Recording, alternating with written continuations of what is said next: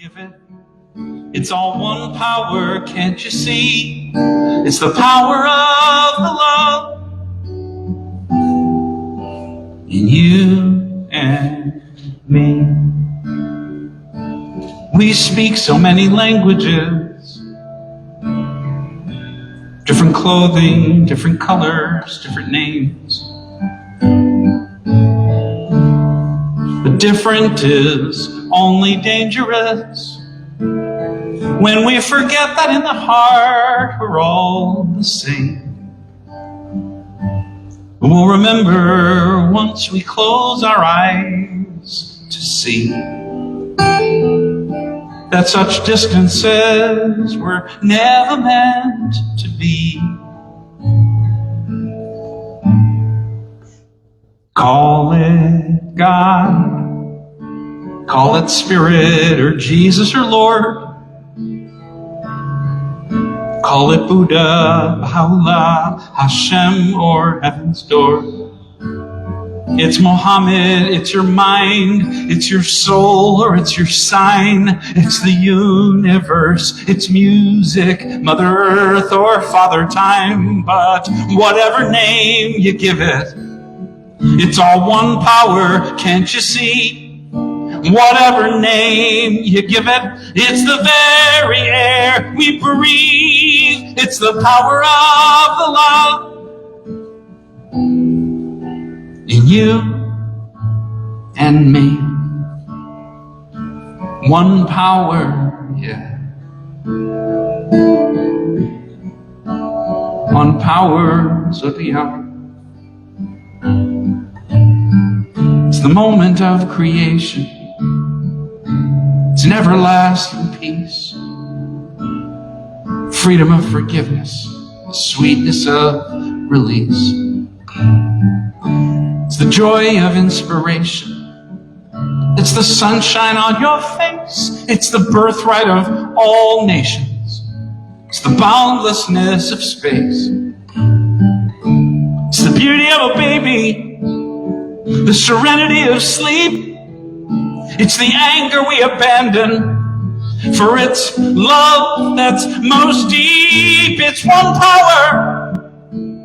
Oh,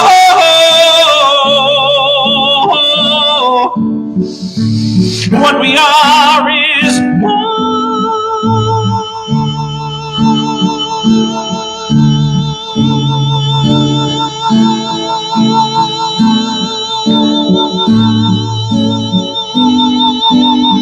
It's the power of the love that lives forever in you and me.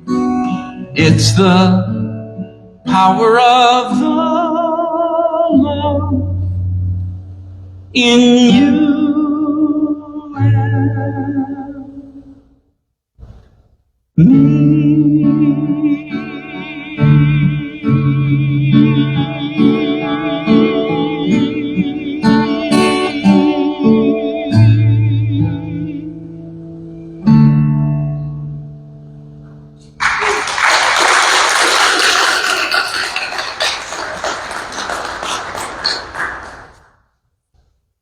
Ladies and gentlemen, that is Daniel Nahmod, and it'll be something.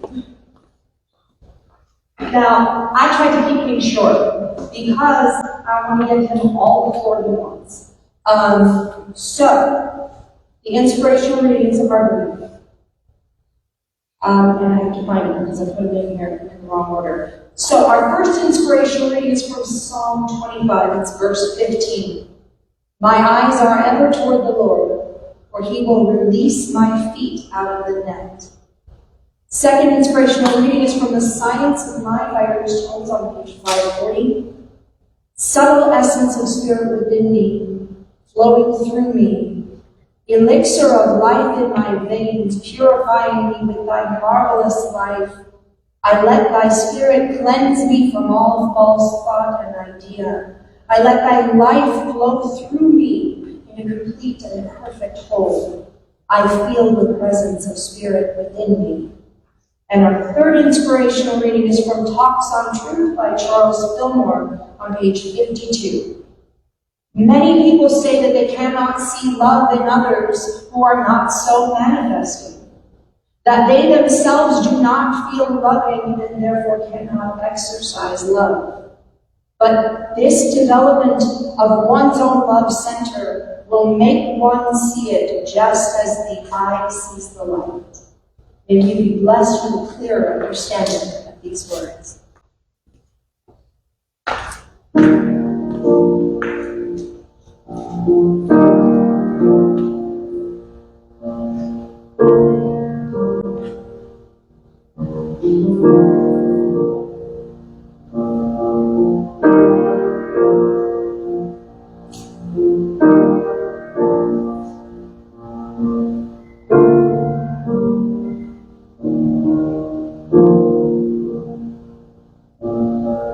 Get ready, my soul.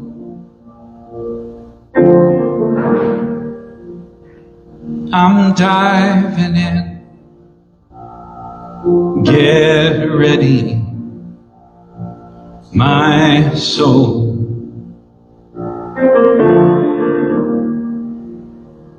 I'm diving in to the deepest kind of love, to the sweetest kind of life.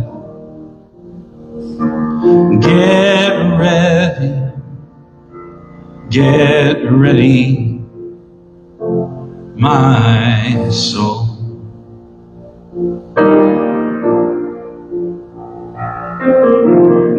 Everything I've ever done, everything I've ever seen, everything I've lost or won, everything I've ever dreamed has brought me here to the present moment, here to a new beginning, here, and I'm seeing life so clearly now. Get ready, my soul.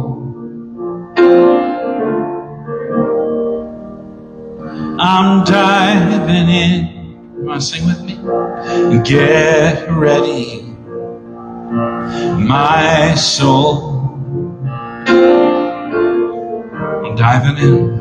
I'm diving into the deepest kind of love, to the deepest kind of love, the sweetest kind of life, to the sweetest kind of life.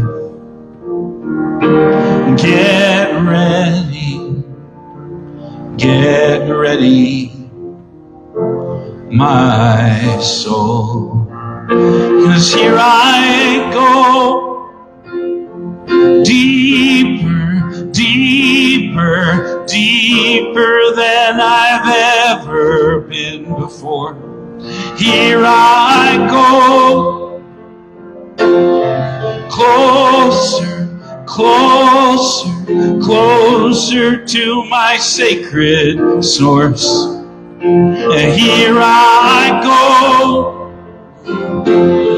deeper, deeper, deeper than I've ever been before. Here I go, closer, closer, closer to my sacred source. Here I go, deeper, deeper, deeper than I've ever been before. Here I go, closer, closer, closer to my sacred source.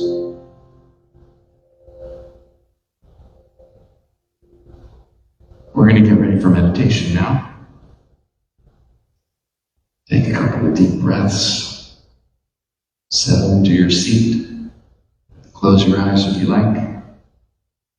And sing this with me one more time. Get ready, my soul.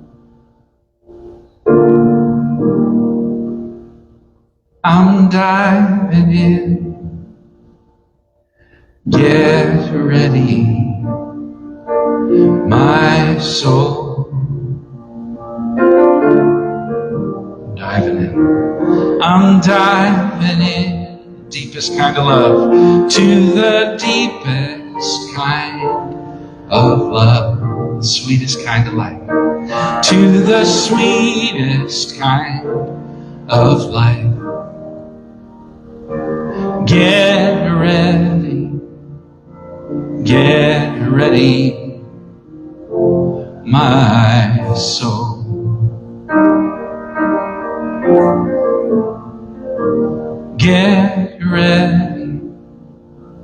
Get ready, my soul.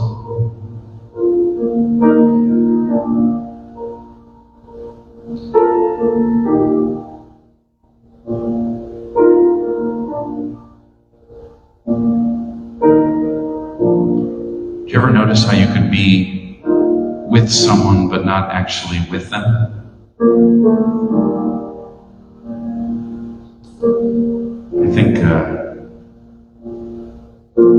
the phenomenon of cell phones really brought in a new kind of sitting with someone when you're not actually looking at them or talking to them. You see 3 or 4 people at a table in a restaurant, none of them is looking at each other or talking at all. Together but alone.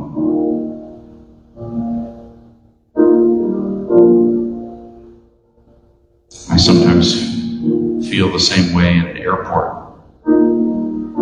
surrounded by literally tens of thousands of people, none of whom see each other at all, together alone. On the highway, it's hard to find yourself alone on a highway in Southern California. It just doesn't happen. But also rare is the experience of common humanity on the highway.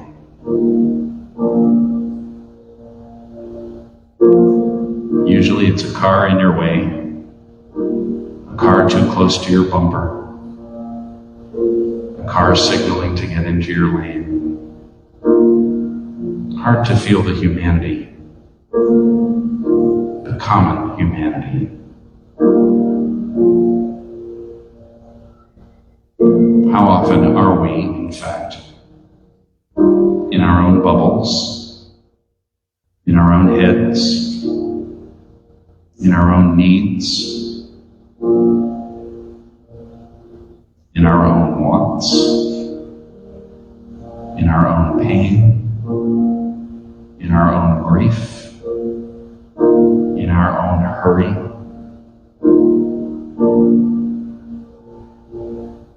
in our own anger.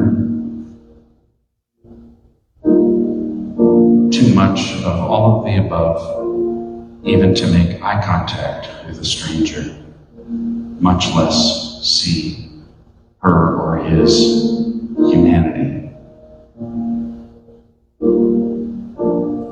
So we've just sung this line a few times. I'm diving in to the deepest kind of love. What does the deepest kind of love feel like? Is it an isolated place? Is it an angry place? Is it a self-absorbed place? Is it all of us sitting in a giant metaphorical cafe, each of us looking at our own cell phones? Or is there more eye contact, more sincerity, more generosity, more simple acts of kindness, given and received? What is that world? Is that the deepest kind of love? And if it is, how do we make that world happen?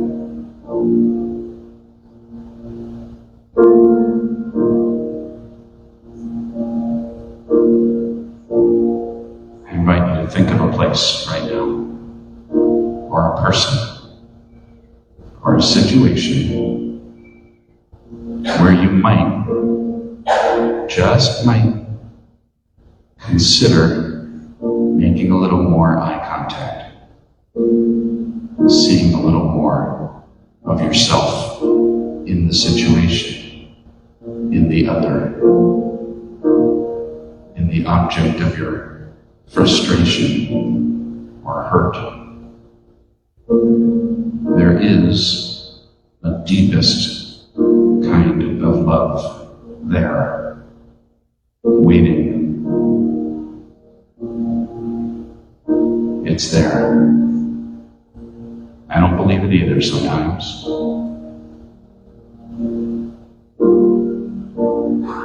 A tragedy, a loss, a break.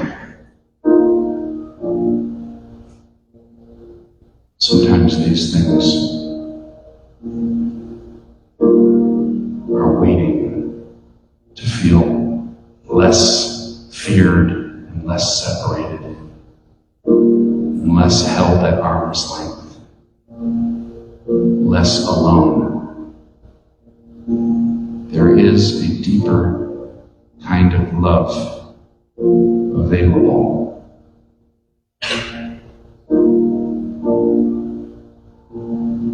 Frequently a decision away from coming true. What decision could you make to feel it with a spouse, with your child, with your coworker, with your community, with your country?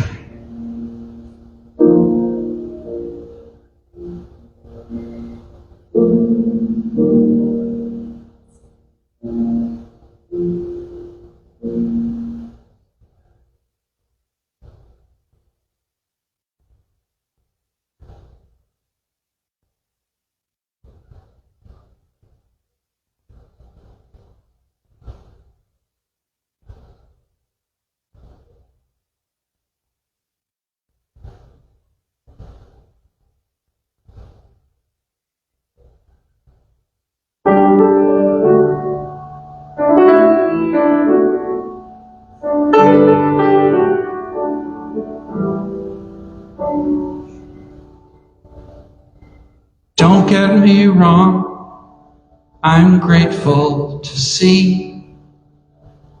At sunset I'm gone in a reverie. My beautiful bride, my baby smile.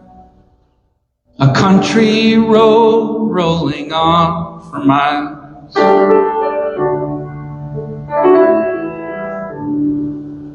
But sometimes my eyes discourage instead, blurring the vision I have in my head.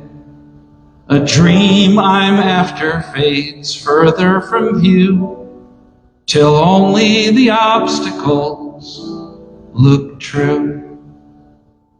And lately I wonder if I were blind for a day, where would I go if my heart led the way?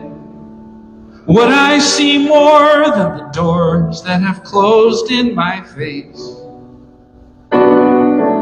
If I were blind for a day,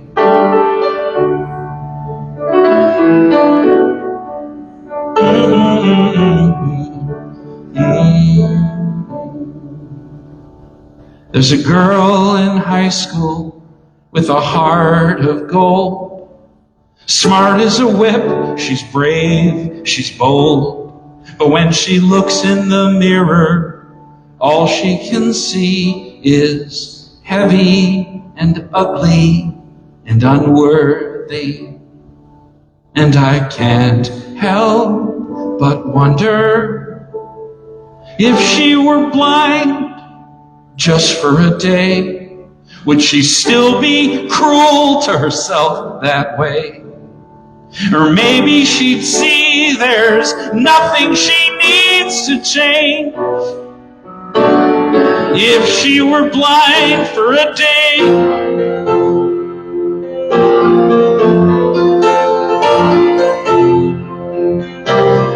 Blind for a day.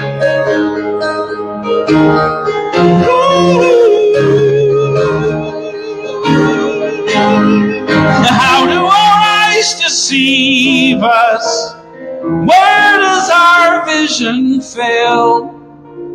Whether parent or teacher, policeman or preacher, we see what we think we'll see. We believe what we're taught to believe.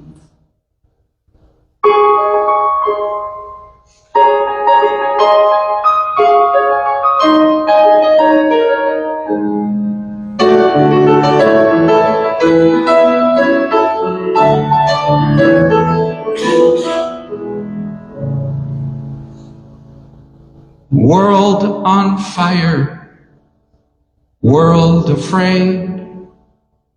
So we focus only on enemies made. Colors divide us, holy books too. Political parties, well, what else is new? Still I dare to wonder if we were blind for a day, what kind of world would we create? If behind our disguises we find that we're all the same. If we were blind for a day, I'd like to think things would change. If only the blind would lead the way.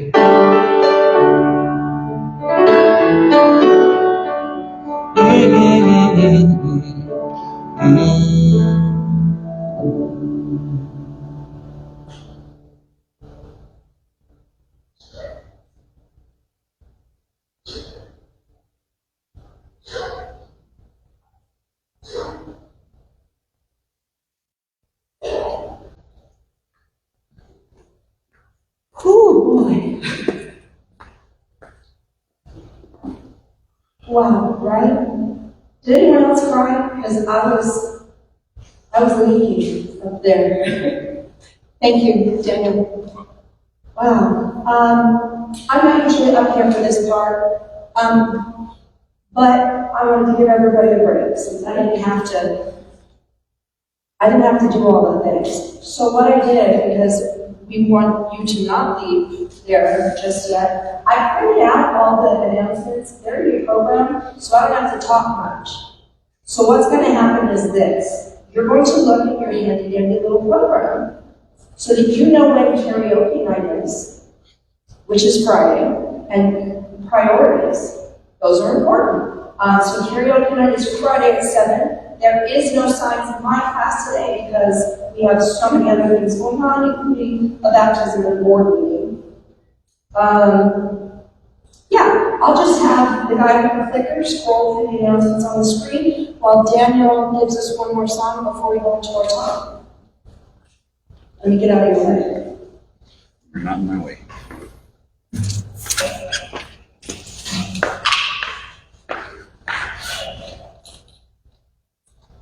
Good morning, everybody, by the way. Hello. Nice to be here. On the subject of this morning, this song comes to mind. I sometimes describe this song as much smarter than I am. I wrote it, and I can't pretend that I live up to it, but I do think it's onto something. I wrote it right around probably the year 2000. Still working on it, but on the subject of anger and forgiveness and taking responsibility, and as I was talking about the meditation.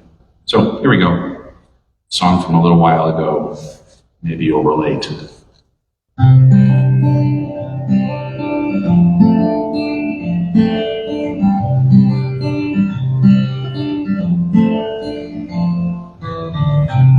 I didn't mean to forgive you for all the harm you've done. I didn't plan to understand you, but against my will I've begun. In searching my soul I found that place.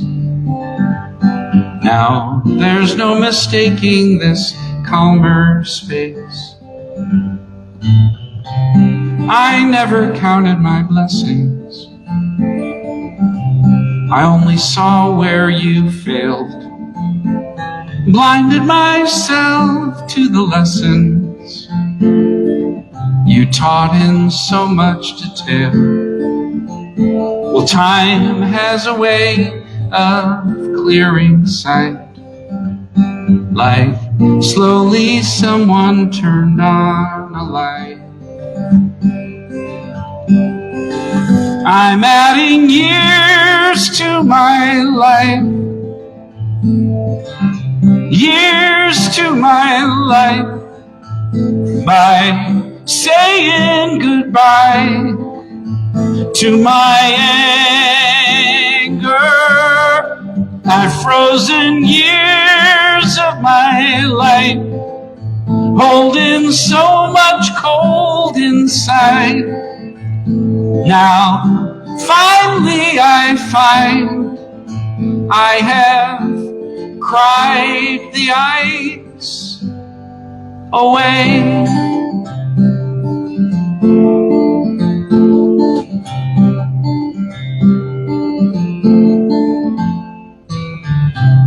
I didn't know you'd consumed me.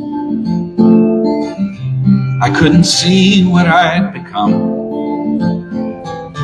Thought I was some kind of grown-up, but I was still so young. And the more I denied it, the worse it grew, till all I was left with was blaming you. I'm adding years to my life, years to my life, by saying goodbye to my anger. I've frozen years of my life, holding so much cold inside. Now, finally I find I have cried the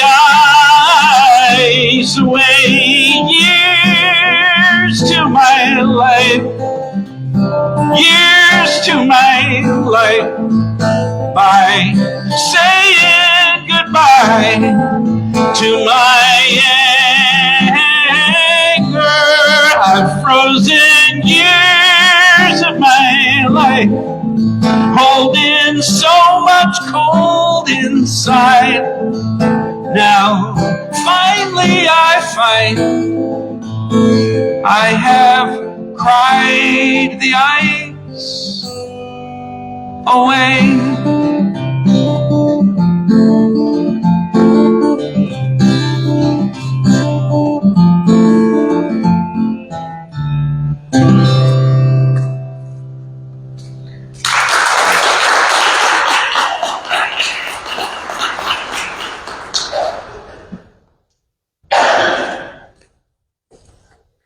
You know, it's really awkward when you have a microphone back here and you have to turn it on every time you move. It's a little strange.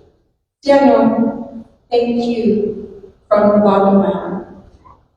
I cannot begin to tell you how grateful we are that you're here today.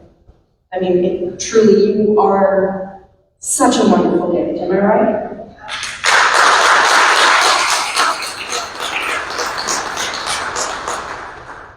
His words touch the soul in ways I don't think I've ever heard anyone do musically. And that's incredible, and it's necessary, and the world needs it. So thank you. I'm going to tell you the story of how we got to this place where we've got the most beloved and inspiring artist and producer in the music industry here with us. But I want to pick up first where we left off last week. So if you have been here for a while, you know that we're on talk 3 of 5 on overcoming anger. And if you haven't been here before, either online or in person, you know now, right? Okay, now you know. And the first couple of talks turned out to be really powerful. And I say that even as the person who wrote them, because somehow when I'm sitting down putting them on paper, I get part of the picture.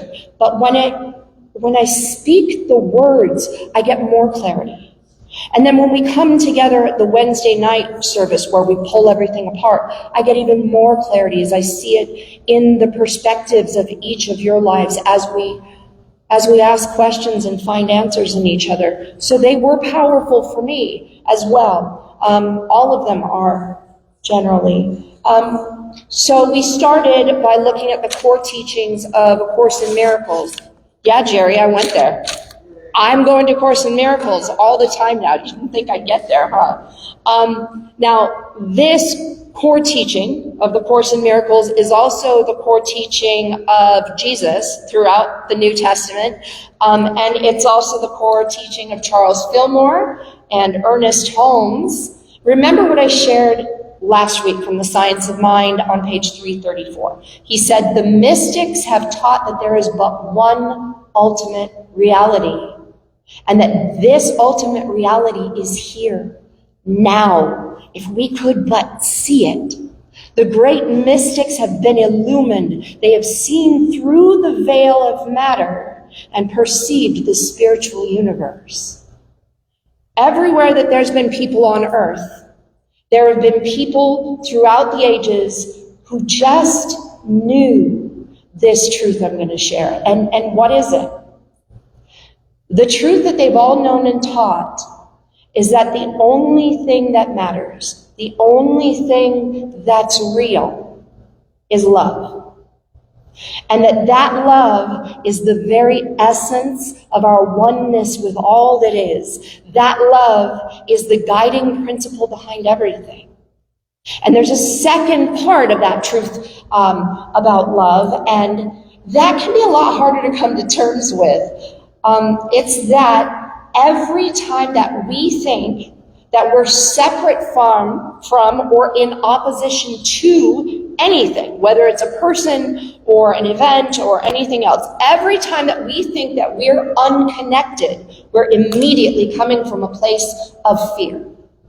In other words, no matter how angry or vain or boastful or demeaning or deprecating or whatever word or idea you want to use, if it isn't love, it's fear, regardless of the name badge that we pin on it. Those are the only things that exist within our experience, love and fear. So let's look at it this way.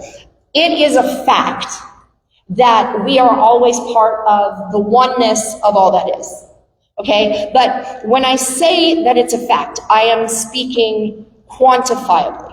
All right, any scientist who understands matter will tell you that everything that is made up of the same stuff, right? Whether it's an object or a life form, it's all made up of the same stuff. It's all one thing, right? It's all energy, okay? And so like it or not, we are made up of the only thing that anything anywhere can be made of. And when we begin to see ourselves as an individual, different and separate from everything else that is the same as us, which if only from a scientific perspective we know isn't true, right? That's where we begin to fear. And it is from that place of fear that that ego that we're so engaged with, that ego pipes up and it starts to reinforce and amplify those feelings of separation and fear. And if none of that made sense, listen to the first 2 talks online on our website, santanitachurch.org, or Facebook, or YouTube, or all of the other things that are on the thing in your program. I listed them all. If you listen to those talks, you'll kind of be ahead of the game here. Until last Wednesday, I wasn't sure of the direction that I was going to go in this week. And I admitted both last week and the week before that I've really struggled with these talks to find a starting point. My son says last week when he saw me sitting at the table kind of baffled, and you know when you're trying to write something and your hands are poised above the keyboard and your mind locks and you're just staring there and not moving? He caught me doing that.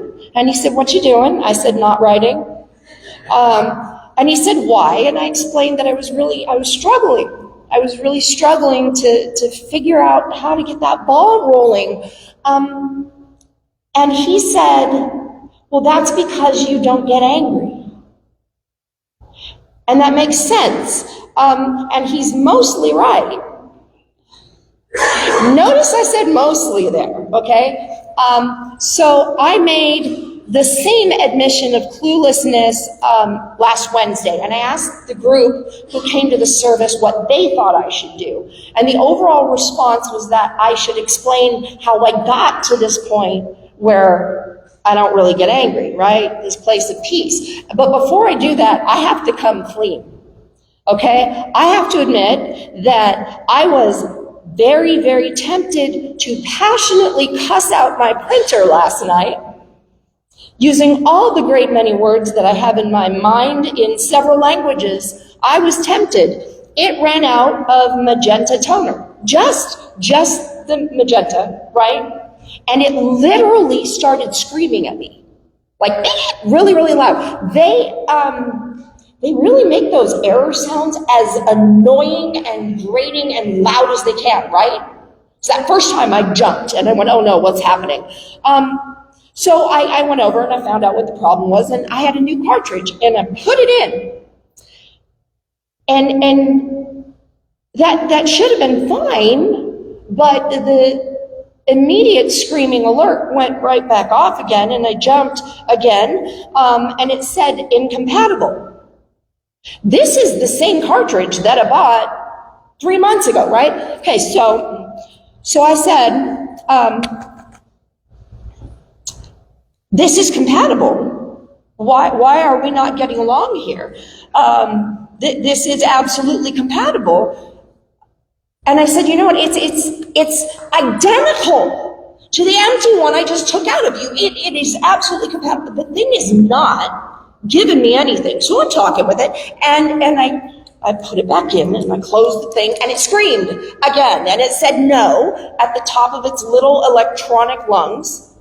So then I thought, not taking the bait yet to get loud back, I thought, you know what? I'm going to take the toner from the new one, and I'm going to dump it into the cartridge of the old one. And I thought that I was a genius in that moment. Like I have foiled the whole plan, right? And so I did that, and I didn't make a mess, and I didn't end up with pink stuff all over me, which was mind-blowing.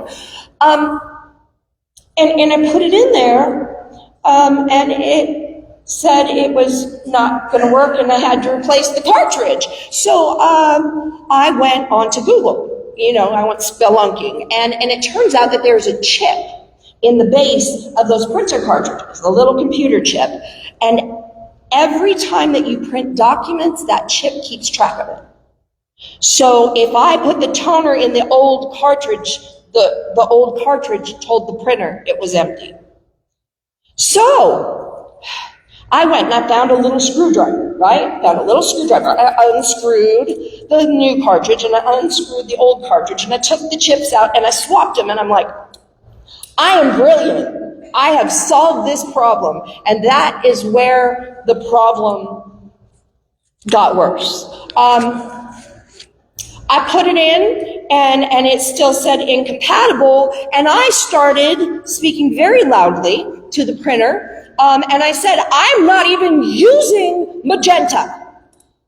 I'm printing in black and white. Why are you screaming about pink? This has nothing to do with anything. And my husband, who's in the other room, says, huh?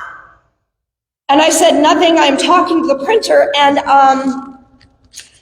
true to his normal helpful self, he said, you know it can't hear you, right? Yes. Yes, I know. I got quieter, of course. But I wanted to reason with my husband and tell him, it makes me feel connected to it when I talk to it, even when I talk a lot more loudly than perhaps I should. I feel connected. I feel like we're going to cooperate if it's a two-way street, right? It screams, I scream, we all scream for printing. But my whole point here is I can get frustrated with stuff. Okay? I am not some paragon of patience, and I'm not impervious to the temptation to somehow control things that are happening around me. I've just learned how to not lose all of my marbles when it comes to the stuff that matters. Like people. Like the stuff that happens in life. Like what appears from the outside looking in to be utter chaos. Those things I have learned to sit back and observe. I'm going to put you notice I have my Kleenex ready for you at this point, but I'm going to stop waving it around now. So I've learned to sit back and observe. And being an observer is a really wonderful and gratifying thing. When you're an observer, your hands are empty, right? And your pockets are empty, and you're not carrying around any baggage. You're not carrying around any ammunition, so you have no judgments or opinions to hand out to anyone about anything, right? Those are gone, and you can only be an observer in the moment. You aren't an observer when you're worrying about the future. How can you observe what isn't happening yet, right? And you aren't an observer when you're looking at what's already happened. Then you're just a historian, keeping track of the past, and you can't see what's happening when your eyes are on the books you've already written. But how does one get to that place where they aren't looking backward or forward, and they aren't painting everything that happens in shades of black or white and right and wrong, like my printer? Okay? And that is one word: accountability. Now, I'm not talking about accountability and judgment. Give me a minute here. I have handed out this thing a few times here, but for me it all began with a daily inventory. Okay, I started doing it every single day, and I did it for years and years until it became automatic. I held myself accountable for my choices and my judgments and my actions, and I stopped keeping track of what everyone else was doing, and I started keeping track of what I was doing. It's very hard to keep track of everyone else's scores and also keep track of our own. And I tried to come up with a metaphor for that. And I sat there and I was like, how can I make this make sense? And a very clear image, which makes no sense actually to me, came into my head, and that is bowling. Right? I don't bowl. So why bowling? I don't know, but I went with it. Has everyone been bowling at night? You know, when it's dark and they have all the neon stuff, or have you seen it? Right? We've all seen that. Okay. So imagine that you're bowling, okay, and it's really, really crowded there, and the lanes are all full, and it's dark, but it's also really loud. They always have the music playing, and everybody's yelling, and the balls and the pins. And there you are, you're bowling with other people on your lane. Okay? Everybody's there with me, right? Okay, now, imagine the same scenario. But while you are bowling and you're keeping an eye on the scores of the other people on your lane, so that you can play the game with those players around you, you also have to keep an eye on everyone else's scores as well as your own. Everyone.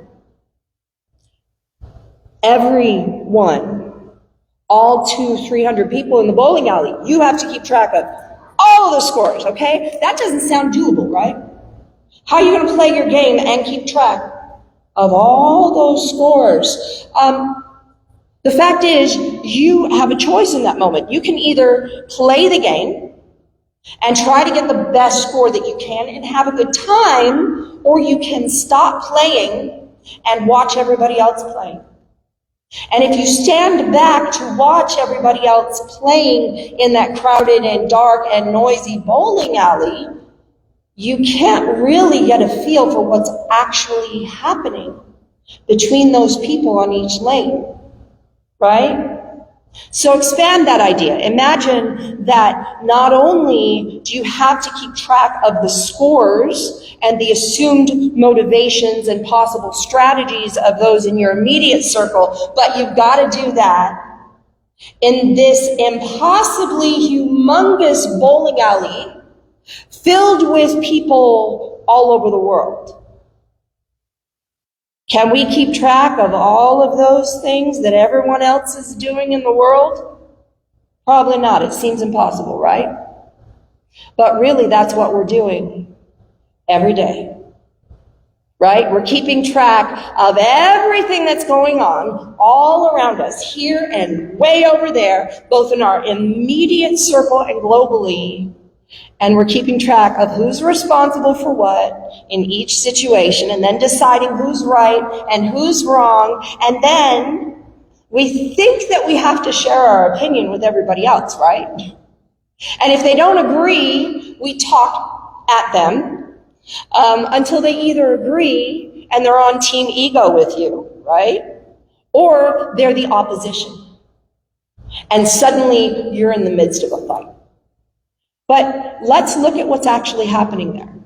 Okay, sure, you can make assumptions based on what you see. Whether you're dealing with people immediately in that bowling lane of life, right?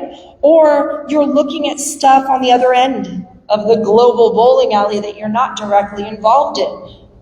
You can make assumptions, but you have no way of knowing with any real clarity what's actually going on. You have no way of really, truly knowing with absolute certainty what everyone's intentions are, where they're coming from, why they're expressing the thoughts and feelings that they're expressing. And so you've got a choice. Play the game and keep track of your own score. Or keep an eye on everyone else's score and try and figure out what each one of them is actually thinking and doing, what their plan is, and then create enemies or allies based on your interpretation of things. And when you're judging right and wrong and then arguing with and telling the world about it all, building all of those ally or enemy situations, you're not really looking at what you're doing. What your part in all of it is, what truly is or is not yours to do. You can't do both. It's far easier to pay attention to you and play the game joyfully. And that's what that inventory allowed me to do. It helped me learn how to keep my ball in my own lane, to pay attention to the way that I played the game, not how everyone else was playing. And it was a beautiful gift, which made bowling and my life, made it a lot more wonderful. In her book, The Mystic Jesus, which I have here, The Mind of Love, Marianne Williamson says on page 78, and I'm going to read it from the page because it's easier, it's bigger.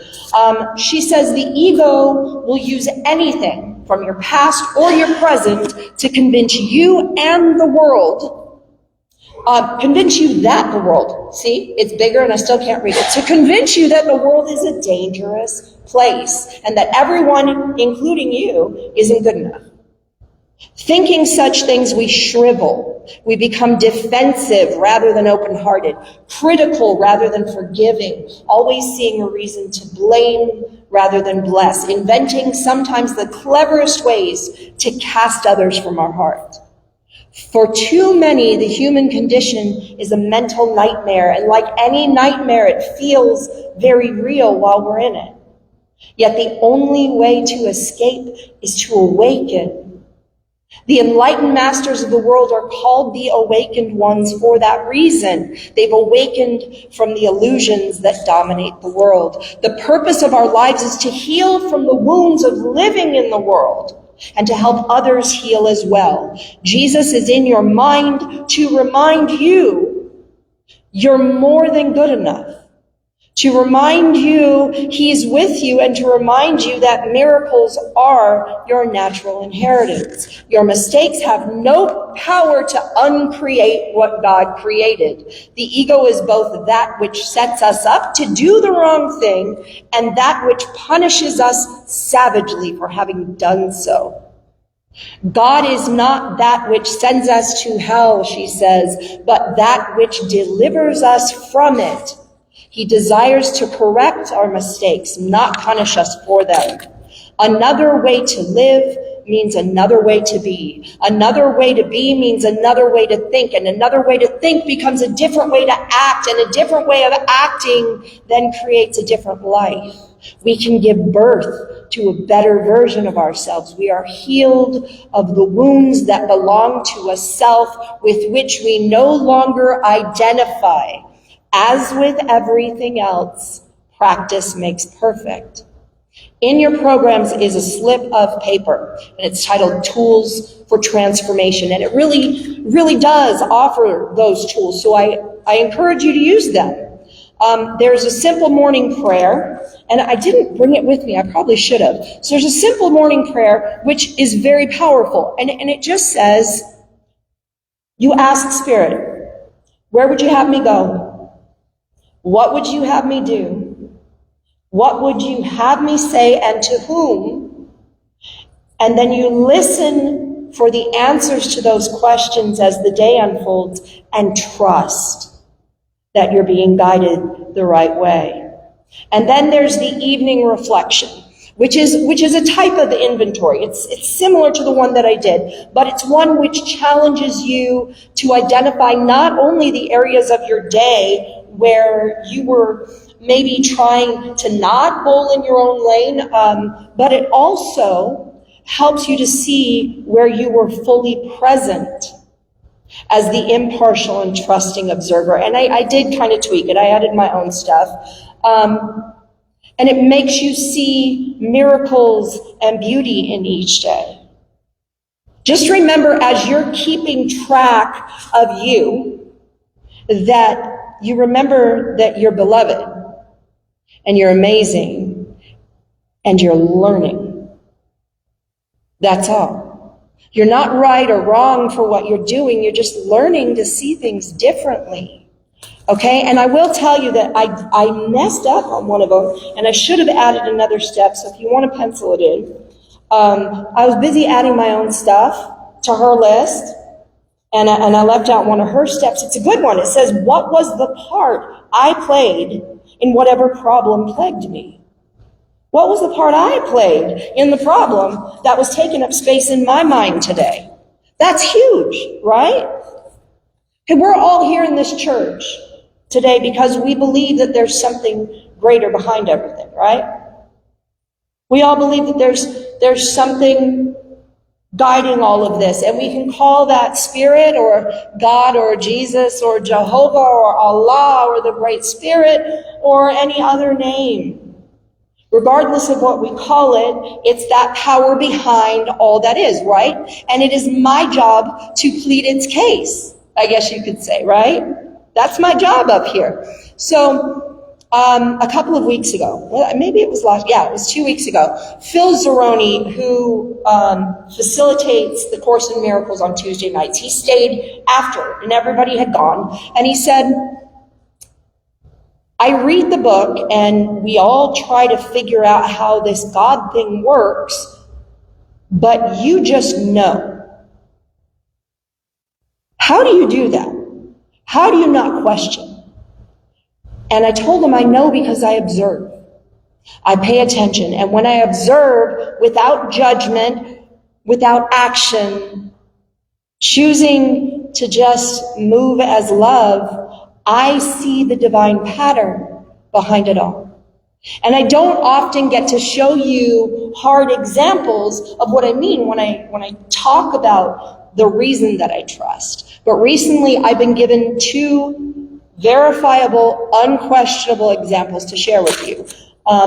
First, there's the fires, right? And that is not the proof. Okay, that is not the proof I'm talking about.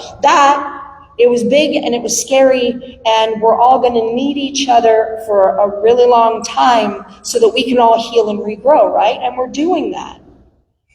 But this is about something that began months before the fires. Here on this campus, we have events all month long, okay? Every single month. That's our bread and butter. It's how we pay the bills. There are at least a couple of weddings or other churchy type services, and somewhere between 2 and 6 receptions and showers and parties and other functions here in the sanctuary or in the fellowship hall in the fireside room over there. You're going to see that after the service. That's every single month.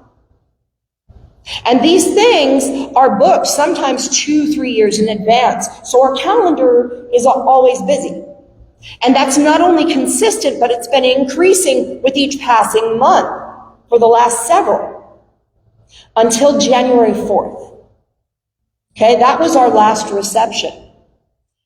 That was 3 days before the first spark, which started the fire.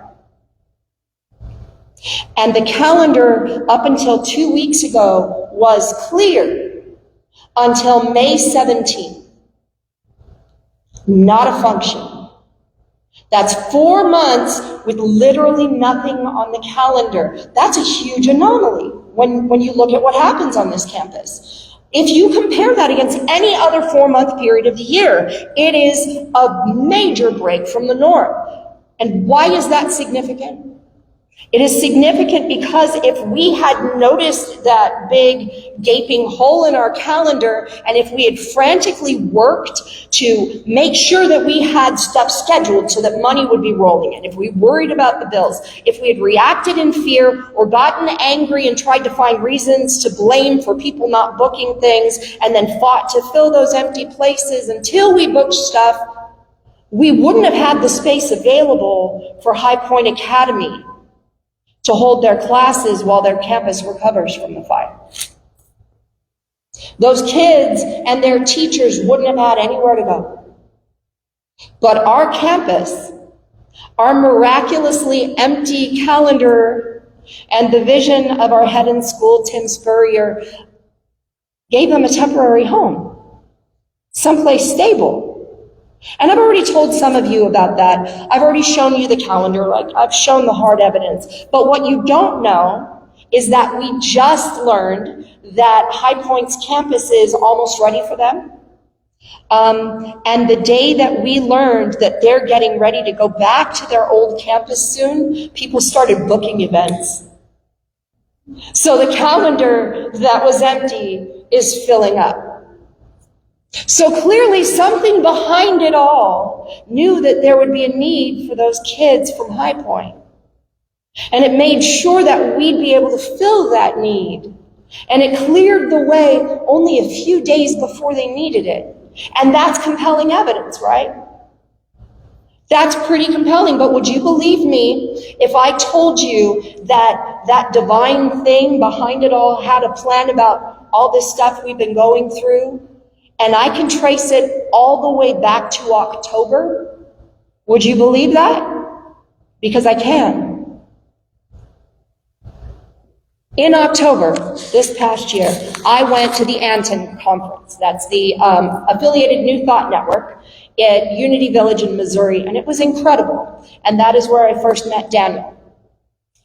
He performed and he spoke there, and after his session was over, I went to the table that he set all of the things that he has for sale on. Oddly enough, it is eerily similar to the table, the table that you're going to see him at after the service, and which I encourage you to go check out. And I went to that table and I bought two things. First, I bought this really gorgeous ring that his wife made. She's a silversmith, or she do all metal or just silver?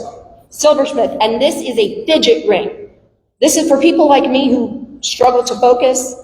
This is fantastic because I can spin the thingies around and it quiets the brain so that I know where I'm going, and it's beautiful. The other thing that I bought was this flash drive. And that flash drive had Daniel's entire collection, 180 plus songs and 8 songbooks and 130 something instrumental tracks and pre-made PowerPoint slides, which I really appreciate because that's a lot. And it had lyrics and bonus material, and I was so jazzed that I got that I called Mona back there, and I'm like, guess what I got? I was just thrilled. And then a while after I got home, I put the flash drive into my computer, and my computer, not unlike my printer last night, said, this ain't gonna work. It wasn't formatted. So I thought maybe I was missing something, because I am me. I need fidget rings. I asked my husband and my 2 boys, who are infinitely smarter than me about these things, and they said, no, it's not formatted, you can't use it. And if you press the do you want to format button, you're gonna really mess it up. So I reached out. I reached out to Daniel, and he apologized, and he said, you know what, I'll get a new one out to you. And I waited, but I really wasn't paying attention. And time passed. And to be honest, I really didn't think about it until the choir doubled in size over 2 months. All of a sudden we went boom. And I thought, ooh, we need new music. And then right after that, the fire happened. And I realized that we needed music that was going to bring comfort and healing and inspiration and help us generate that momentum as we gather together in love to rebuild. And Miss Mona reminded me about that drive that I'd forgotten about, so I reached out again about a week and a half ago. The email address that I'd had through Square bounced back, so I went online and I found his booking email, and I sent a message there. And I asked if there was a chance that replacement drive could be sent soon, because right now, after the fires, our community is in need of that kind of comfort and inspiration that only Daniel's music can offer. And his booking agent, Sarah, got back to me really quickly and extended his offer to come today, to deliver his musical healing and comfort to us all in person. What a gift, right?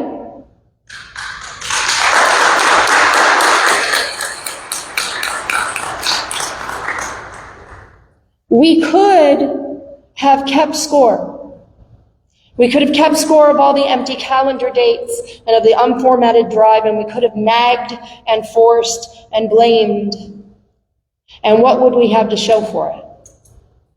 We'd maybe have some bookings and a working flash drive sent by mail. That's what we'd have if we chose the ego's path of anger. But we trusted. We trusted so much that we didn't even see a problem. And so when our trial by fire came, literally and figuratively, we were held. What did we get for our trust, for our surrender, for our patience?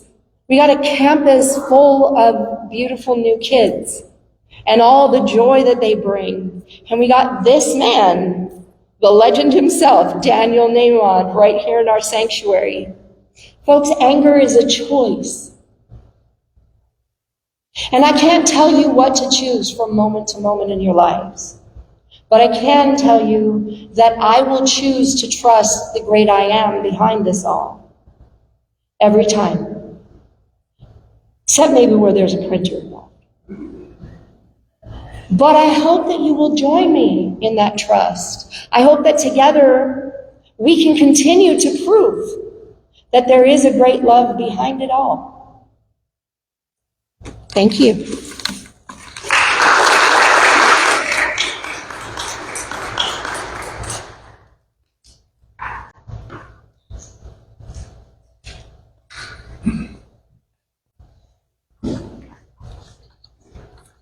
This now is our time for sharing. Will the usher please come forward?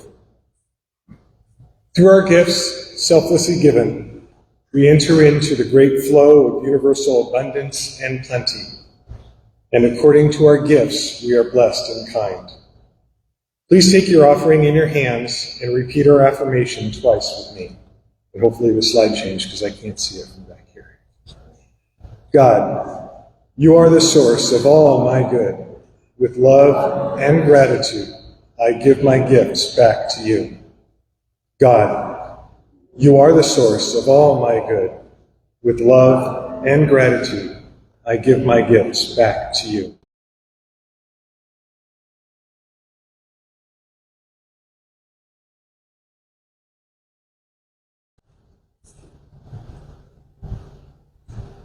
Bring it on.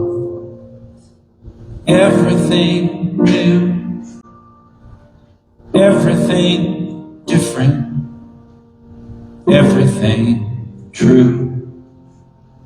I am ready for my next thing to do. Oh, I know it's gonna be everything new. I'm through crying, I'm through waiting, I'm through hoping against all hope. I'm through longing for something gone that'll never return.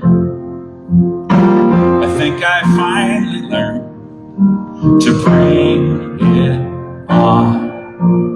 Everything new, everything different, everything true.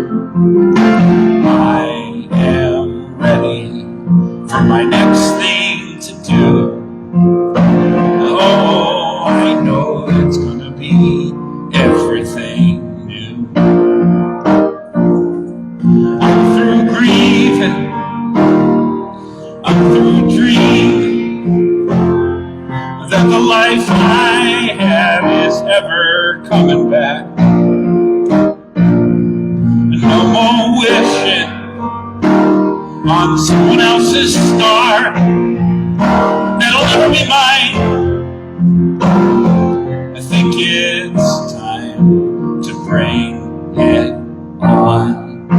Everything new, everything different, everything true. I am ready for my next thing to do.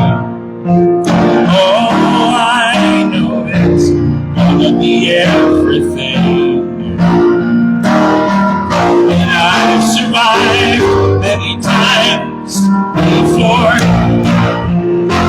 Broken hearts and slamming doors. I'll be alright, yes I will, once more. And just as I did back then, I'm gonna rise again. So bring it on. Everything new, everything different, everything true. I am ready for my next thing to do. Yeah. Oh, I know it's gonna be everything new. I know it's gonna be everything new. So get ready, my soul.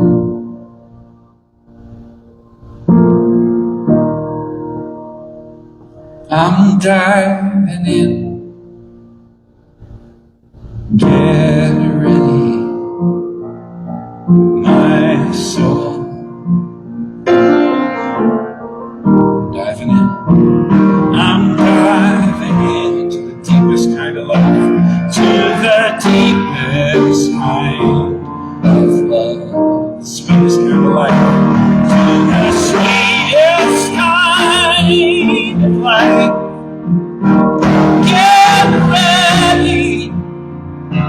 Get ready, my soul. Get ready, it's gonna be everything, yeah.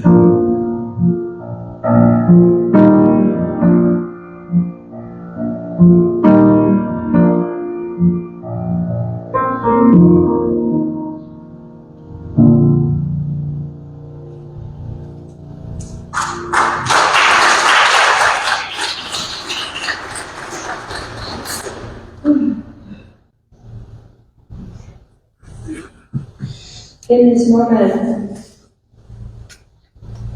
we know who we are. We know that we are loved. We know that that love, which is behind everything, is also through us. We trust that that love working through us is bringing us to greater and greater joy, greater and greater oneness, greater and greater change.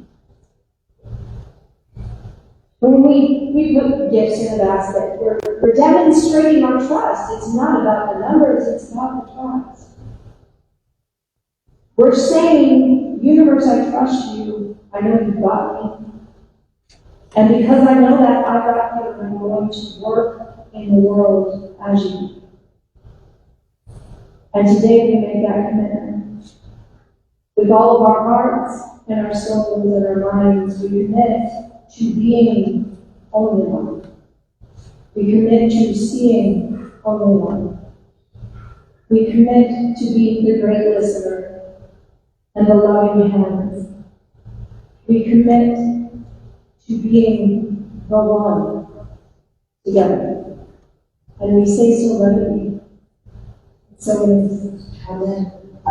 Now, before we run out of here, and we're going to have to because I do have a baptism that's happening. And before I thank Daniel Nahmod for the time, couple of things that I forgot, and I'm looking for one person and not seeing her. So I'm not going to have to sing happy birthday to this person. Because Miss Gina, are you in here? You're not here. Is she? She's hiding. That way, all the way back there. It is Gina's birthday on Valentine's Day, and I clearly can't see that far. That woman is dear to my heart. She is my sister. Jean, happy birthday.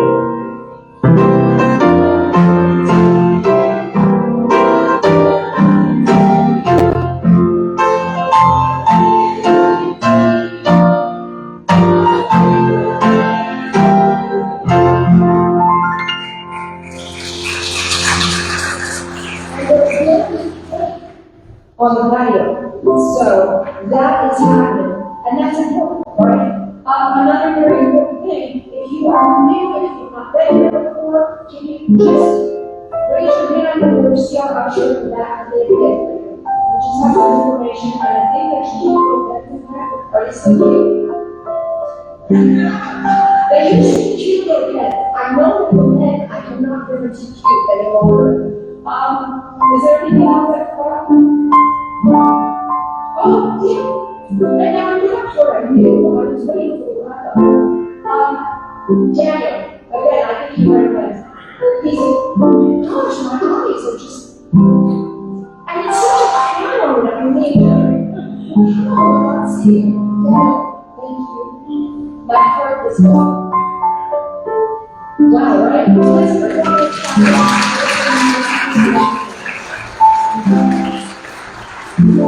this. please join me in singing Let There Be Love on Earth. It's Let There Be Peace on Earth.